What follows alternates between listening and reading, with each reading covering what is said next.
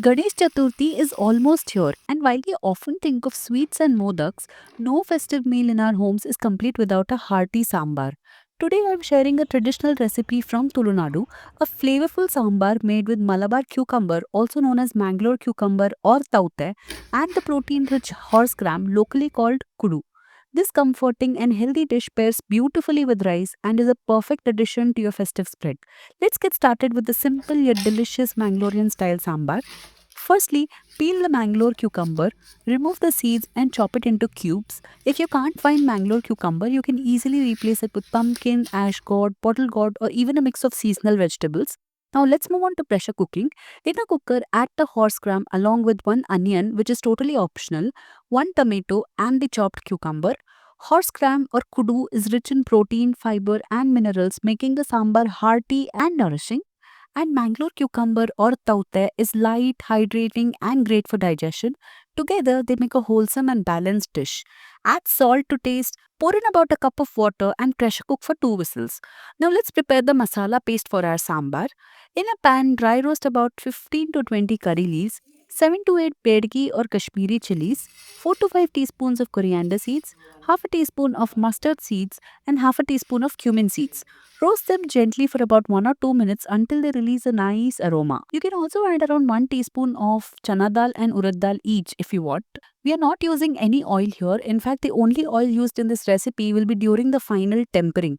Otherwise, this is a completely oil-free sambar. Once roasted, transfer the spices to a mixer jar. To this, add in some tamarind, 4 to 5 cloves of garlic. Now, garlic is completely optional. If you're making this for bhog or offering to the god, you can skip it and the sambar will taste just as delicious. Finally, add about 1.5 cups of freshly grated coconut, a pinch of turmeric. Pour some water and grind everything into a very smooth paste. Now let's move on to making the sambar. We have transferred the pressure cooked horse gram and the cucumber to a vessel. But if you prefer, you can continue making the sambar in the pressure cooker itself. To this, add the ground masala paste along with some water. Adjust the quantity of water based on the consistency you like. Just remember not to make it too watery since we are not going to add any cooked dal here. If you wish, you can add about half a cup of tur dal, but in traditional Mangalorean sambar, coconut forms the base instead of the dal. Check for salt and adjust as needed. We are adding a few more curry leaves at this stage for that extra aroma. Horse gram is already so healthy and full of protein. So if you want to try something new and nourishing this festive season, this sambar is a great option. Now give it a quick taste. If it needs more tang, add some tamarind water or balance it with some jaggery if needed. Our sambar was perfectly balanced, so I did not add anything. Once everything comes together, cover and let it cook on a low to medium flame for about 7 to 8 minutes. Now the most important step, the tempering or the tadka that brings the whole dish alive. Since we are Mangaloreans, coconut oil is always our first choice, but you can use any oil you prefer or even ghee for a richer flavor. Heat the oil, add half a teaspoon of fenugreek seeds and then one chopped onion. Onions are completely optional. If you want to keep the recipe sattvic, just skip the onions and garlic in the recipe. In that case, you can simply do a tadka with mustard seeds, cumin seeds, urad dal and curry leaves. Once the onions turn beautifully golden brown, pour the tempering over the sambar and that's it.